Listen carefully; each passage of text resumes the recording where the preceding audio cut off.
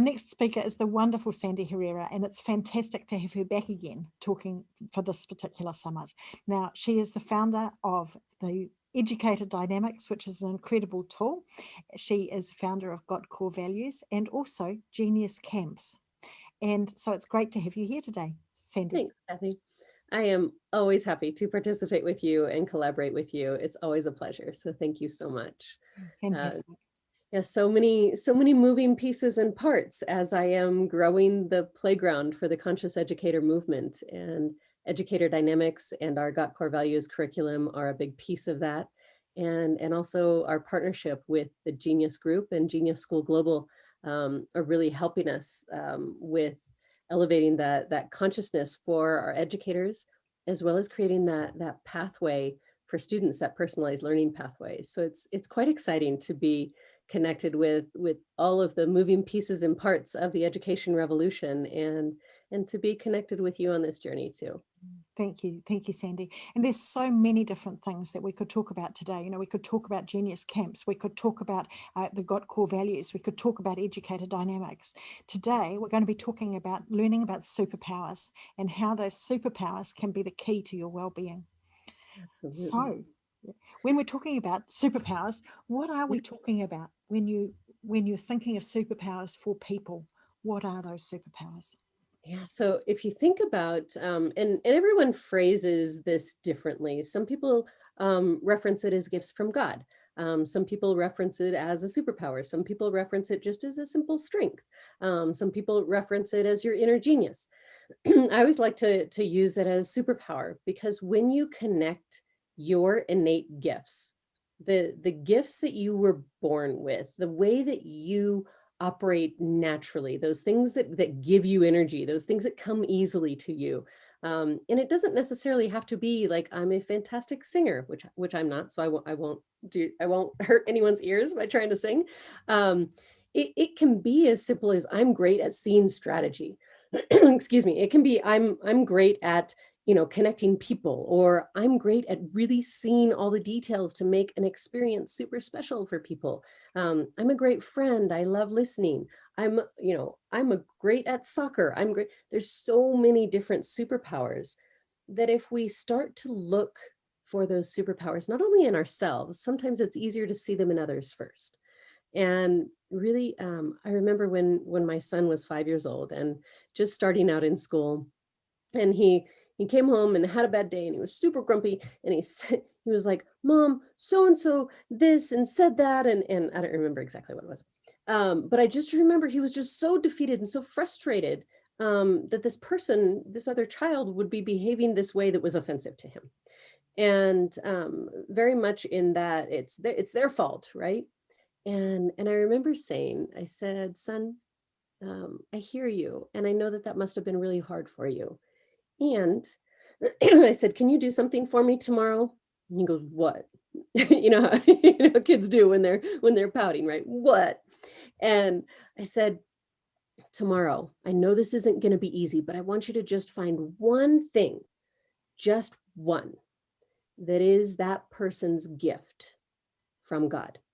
Like, God gave everyone a really special gift that only they can deliver the way that they deliver it on this earth. I want you to go and see if you can figure it out. And maybe you can't, and we'll talk about that. I said, but I want you to try. Just see if you can figure out what that person's gift is. And that has led to really having my son, who is a supporter profile in the talent dynamics system, really just amplifying his superpower, which is really seeing the brilliance in other people and being able to connect and have that intuitive people skill that he naturally has. And I innately cultivated at a young age, way before I knew what talent dynamics was, just because I believe it's also connected to human kindness, which again, human kindness and forgiveness and a lot of those things, selfishly, it's for our benefit too. It's not just for the other person, because if I get to choose to generously assume that you're doing the best you can, and Brene Brown says this really well, then that is as much for my benefit as it is yours. Because if I think that you're doing something to be nasty or a jerk or something like that, it doesn't feel good in my body either to be thinking that. But if I generously assume maybe you're having a bad day, someone cuts you off in traffic, and instead of thinking, that jerk, you can think, I hope that there's not an emergency in their life. I want to send them happy thoughts. Whatever, that feels better energetically in my system as well, which is how we really connect our innate superpowers to our well-being, is leading with human kindness, but also seeking out those superpowers in everyone around us really helps us get there. And as you're talking there, I can see how strongly that core value, which is what we were talking about before, that core value is shining through, that core value of human kindness, that this is part of what it means to be human, is to think about the other people that are around us, and above all else, be kind. Is that right? Absolutely. Mm. It's interesting that you had that talk with your son as well, helping him to be able to see and look for the good that is in others, because I've had similar talks with my children over the years, and that understanding has certainly helped them reduce the amount of conflict that they have had with people in their worlds, and also to be able to understand the teachers that they're working with better, because our teachers have their own superpowers as well, don't they? Yeah, Mm. we all do. And oftentimes, those of us in this kind of messy middle generation here, as I like to refer to it as, is like we we have worked so much in service of others that sometimes we forget to look within and honor and acknowledge our own inner gifts and superpowers. And I remember, and it was so powerful when I very first met Roger Hamilton, back in 2005, I believe it was. And I remember taking the talent dynamics, at that time, wealth dynamics assessment, and learning that I was a creator profile. And I remember arguing in my head about it and going, that's not what I wanted to be. That's not what I hoped I would be. I hoped I would be more the accumulator, trader, lord profile, because that's what I was, quote unquote, programmed to believe there was value in, within the traditional school system that I went to, and even within my familial system. There was great value placed in the structure and the system and the rigor and the details. And yet, as a creator, I was always living in this imaginary space. And I can hear my stepdad, who, unfortunate relationship with him, and abusive between he and my mom, saying, you're not going to make anything with those dreams, like come back down to reality. And just feeling that squash of my spirit, and feeling like I wasn't enough. Schools came so easily for my sister, as a Lord profile. And yet for me, I struggled to get B's and C's. Like I would work so hard. And yet then to learn in 2005, um, that it was permission to be who I naturally am, and to see that as a gift. And not everyone has those weird ideas that can turn into cool things. And and so this evolution started happening in me, and it had been bubbling prior to that, hence why, I was drawn to Roger's work. And just this consciousness evolution that I've been on, to be able to now be in this place where I can now share with others and say, no, no, I see you as the unique, amazing human you are. There's nothing wrong or broken or not enough or not worthy about you. But the world and some of our systems, and structures have made it that they want us to all fit into these little boxes, when that's not where we're growing. It served us at one point in time in the Industrial Revolution, but it's not serving us today. So as we grow forward in really looking at how we evolve in order to meet the needs of the next generation, right? This generation of entrepreneurs, this generation of tech innovation and AI and all of these things, like, to really understand our role as humans, and um, how can we really deliver that value, right? And it is from that authentic taking our masks off and letting our weird out, right? letting our Absolutely. weird superpower out. And as you're talking, what I'm thinking about is so many of the people that are the young people that are within our education system, and the broken family lives that many of them have are coming from, because we are talking about humanity here, and there's so many issues that people are facing in the world, and so we're talking about allowing them to be able to, allowing each and every one of us to start to feel that they have something within them, and to help find those little tiny sparks within them that says that they are lovable, that they are worthy, that they are enough, and then to enable that little spark to be able to grow and to be able to overcome the challenges that they're facing within their lives. And how do we create an environment within our classrooms, within our education system, where people can see? We talk about, being seen, where we are enabling all of these people to be seen, not as broken, bad, not enough individuals, but as people, and with the right to be able to grow and to experience their own full potential. Mhm. Absolutely. And that's really what looking at the root cause, right? Or the foundational elements in order to create this next level of a thriving economy and ecological system and climate change and I mean, we can connect it to all of the global sustainability goals when we look at who are we as humans and how are we behaving. And when we look through this lens of self-awareness, it's such a buzzword right now. When we peel back the layers of how does self-awareness begin, it starts with recognizing when you're having a visceral reaction to something. Like we can take it back to basic physiology, right? And getting to this place where it's like, ooh, let me just notice that all of a sudden I started feeling this heat rise from behind, or wherever you're feeling, or this tension in my jaw. Let's just start there, right? And if we can start teaching that level of self-awareness, and then step two is getting curious. What is that? What do I want to label that as? What's happening? What can I do?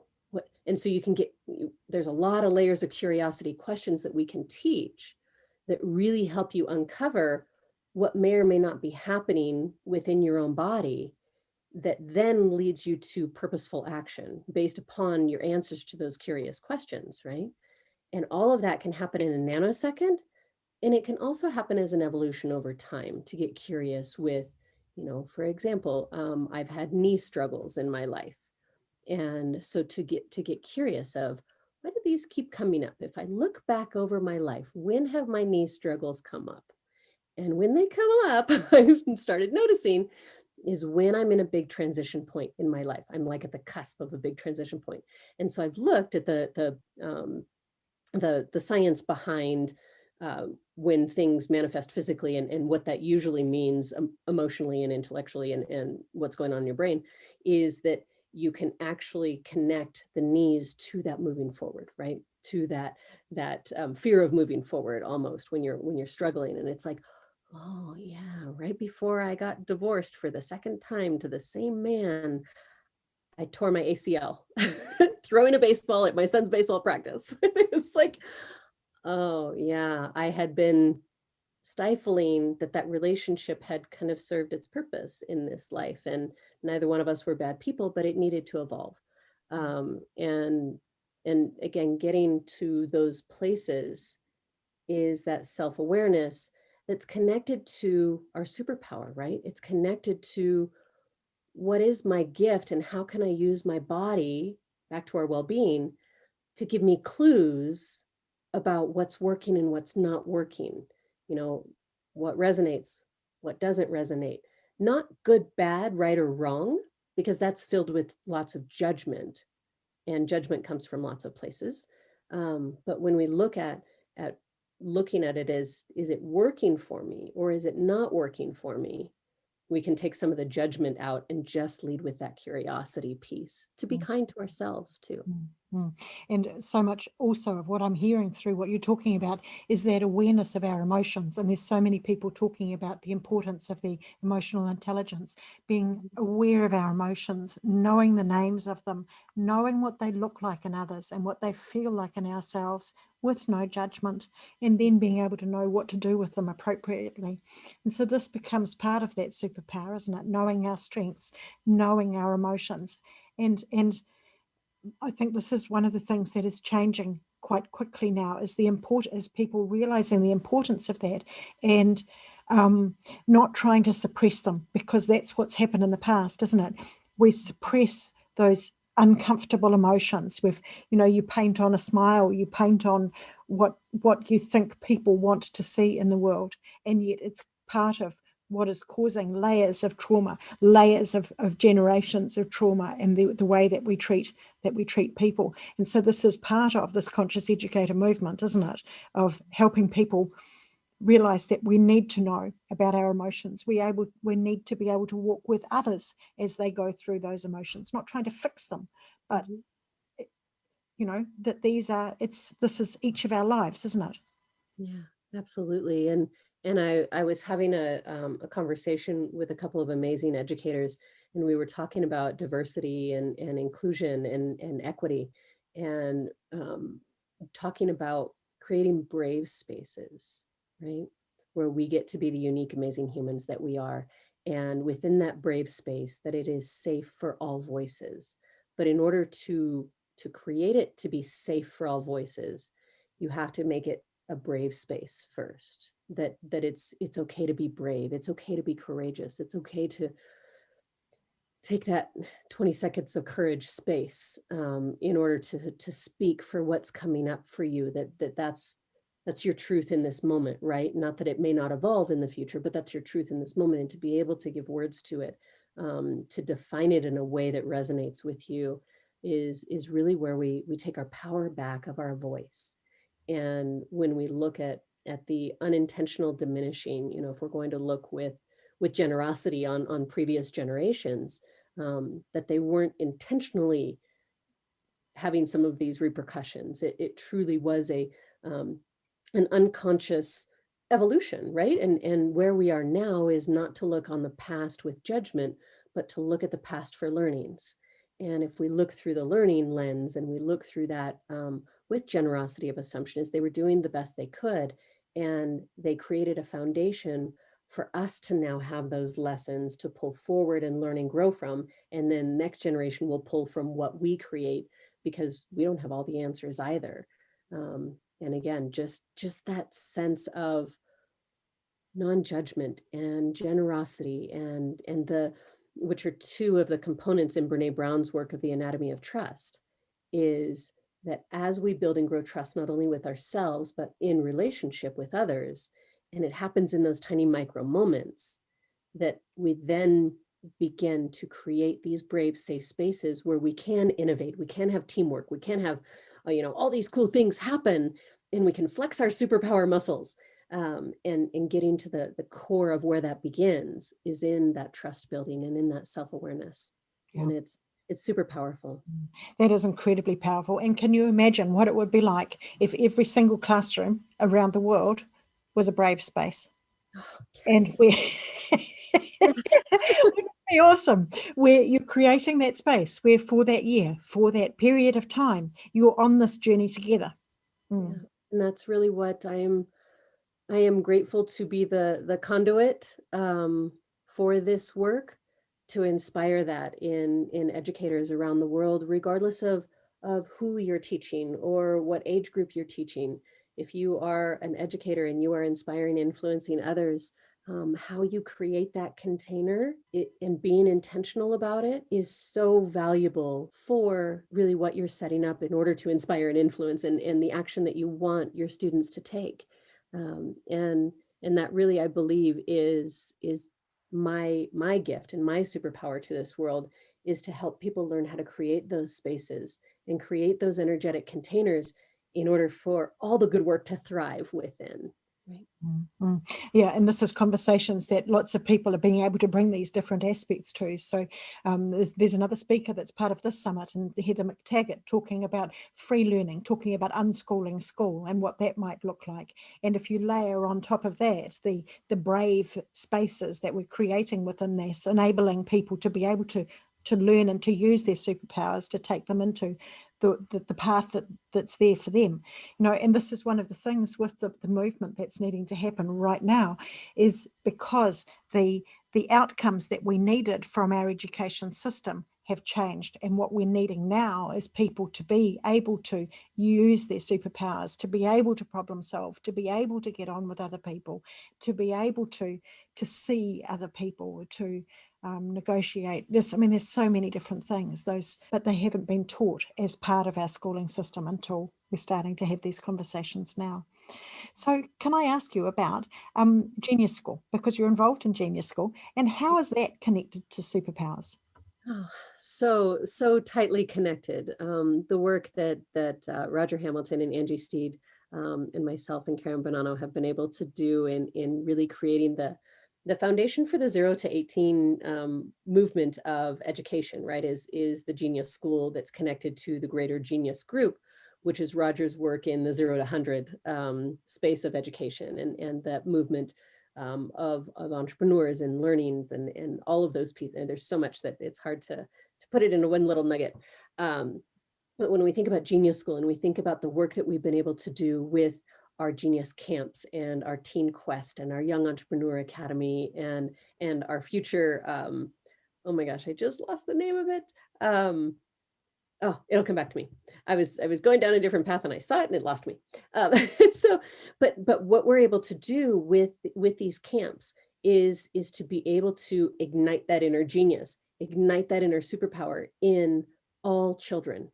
And so our camps are an intro way to um, share with the students as well as with the families what that journey is like.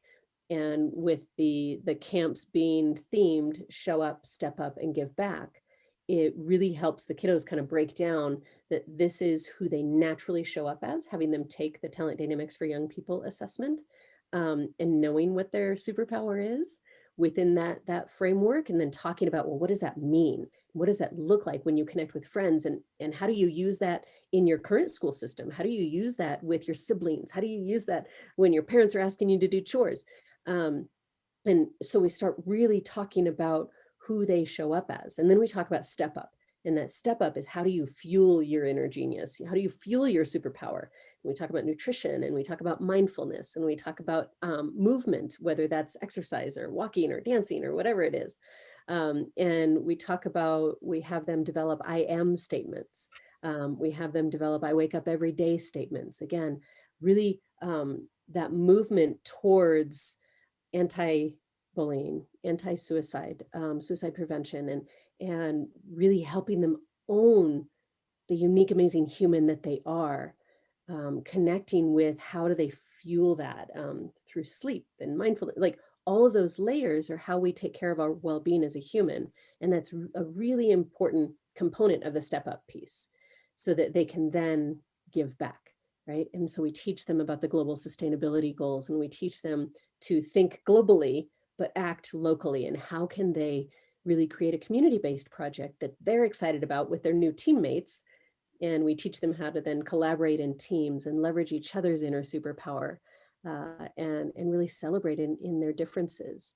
So it's this microcosm that allows them to then go on to the Teen Quest program and or the Young Entrepreneur Academy, and then on to whatever they're meant to contribute in this life based on their superpower. We kind of help them see that pathway forward. And help them to be able to see and understand where other people are coming from. I love the way that you're talking about connecting with other people that have similar interests, because I'm Mm-hmm. hearing that sort of theme coming from many people as well. And those people don't have to be the same age as you. Mm-hmm.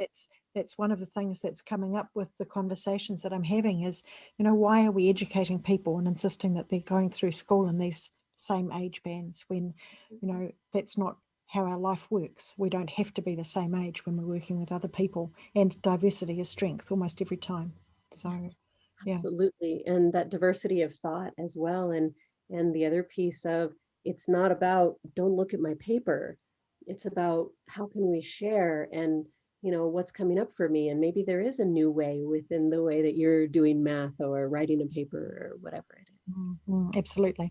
So when we're talking about the conscious educator movement, because you've talked about that a few times, what is it? Yeah, so my work is all about creating this playground for the conscious educator movement, because it's happening, and it's been bubbling for a while, where there are so many of us that are evolving our consciousness, and learning to really be intentional about our life, about our choices, about our actions, about our behaviors, um, and being able to understand that we're not weird.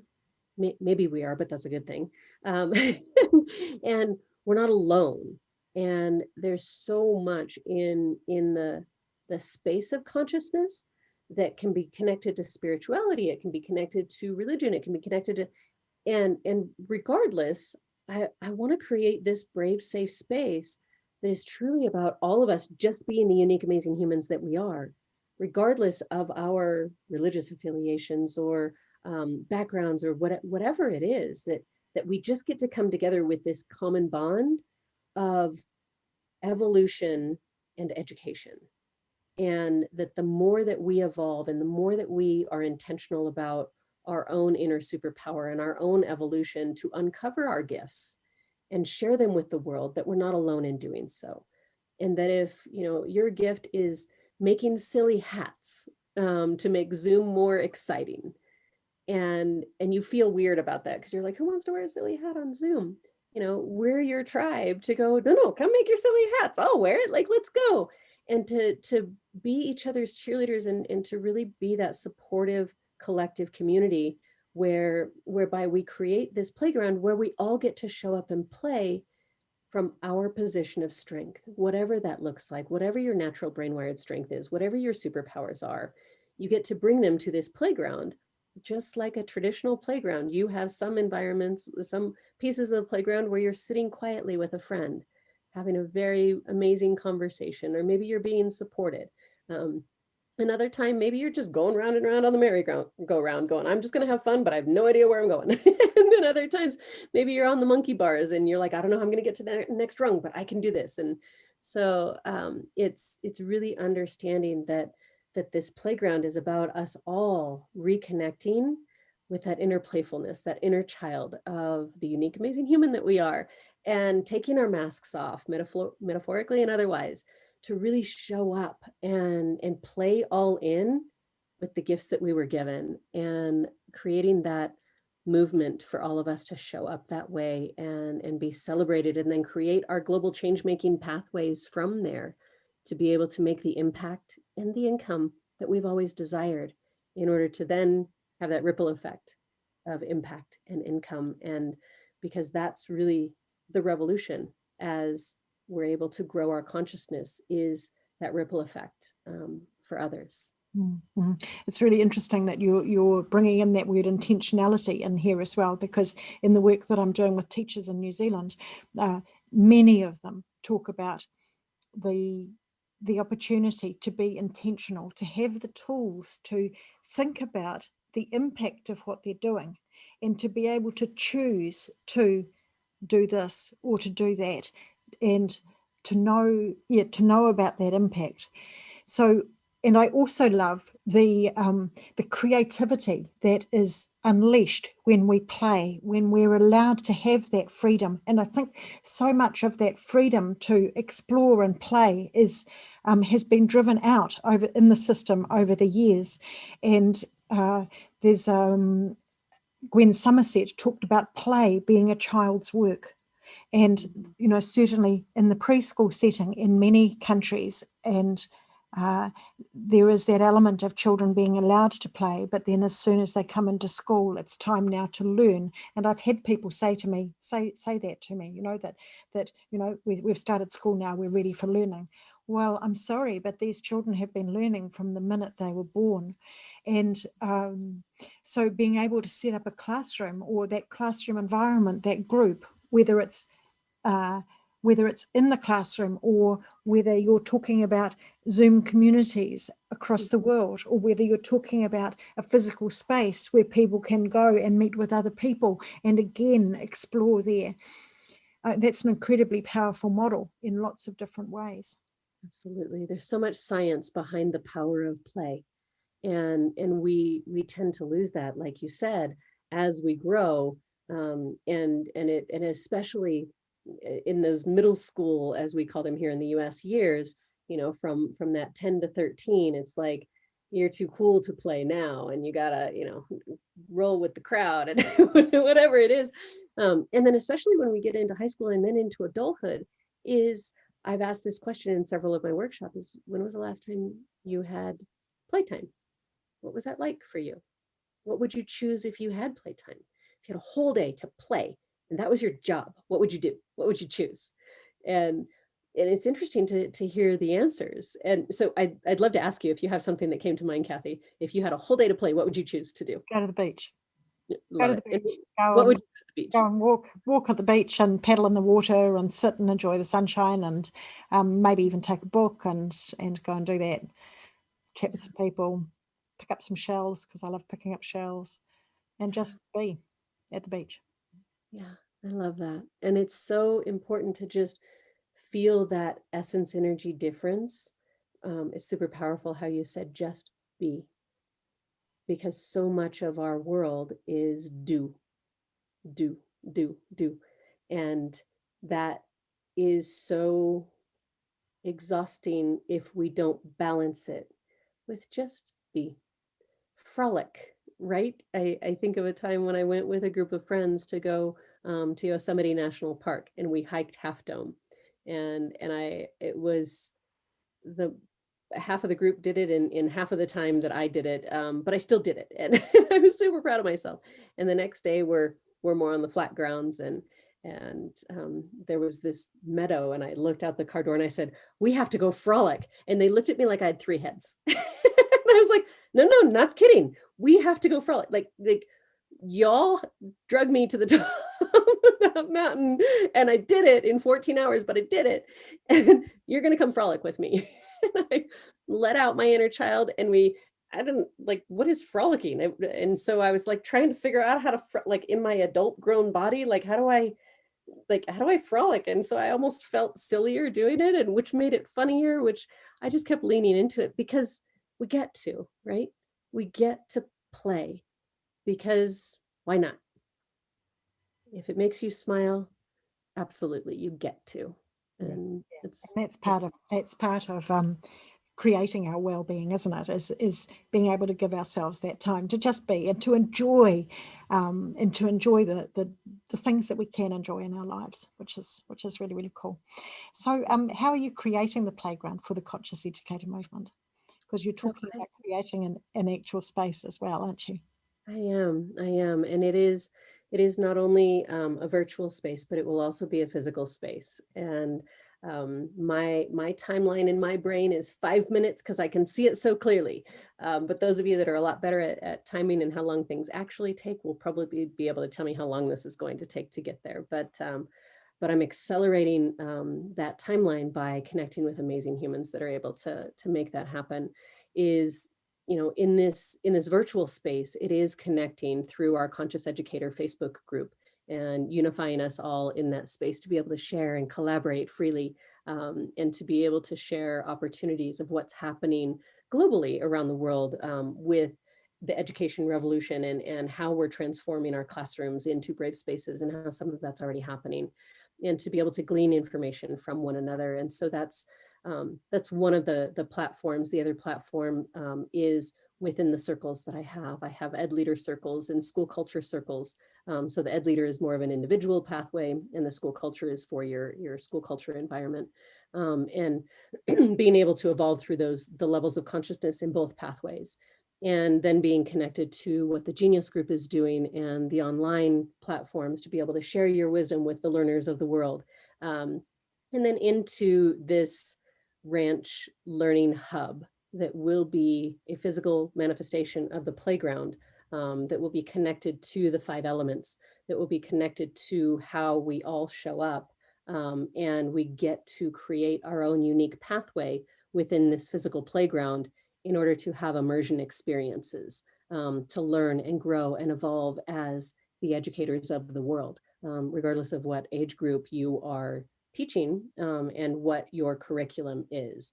And so really looking to create this central hub of the conscious educator movement as a playground. And we will truly have swings and merry-go-rounds and monkey bars and kayaks and horseback riding and ATVing and all of the ways that you can play, and bringing in the world's thought leaders, in their specific field, to be able to share through adventure and play. And again, you'll get to pick which journey are you on in this time that you're visiting the playground. And we'll have different opportunities that will be able to flow throughout the year for you to come and be a part of this amazing community. That sounds amazing, especially when you add into that the layer that Wen Lee is another one of the speakers, and she's talking about the importance of outdoor education as part of helping people find out, who they are and developing that resilience and so on. So it's awesome that you're bringing in that outdoor experience along with the learning there. So last question for you is, how does this stuff ignite the inner genius or the superpower in students, but also in teachers? Mm. It truly kind of goes back to what we were talking about originally. And when we think about what's possible, and when we look at what resonates, and when we look at what works and what feels good and what fills us up with joy and well-being and that life energy, where you can't wait to get out of bed and say, I get to do this. That all comes from that inner knowing of what your superpower is. And sometimes, like mine, it took me a bit to figure it out. I'm now teetered into those late 40s, and I'm just now kind of figuring all of these pieces and parts out and putting them together.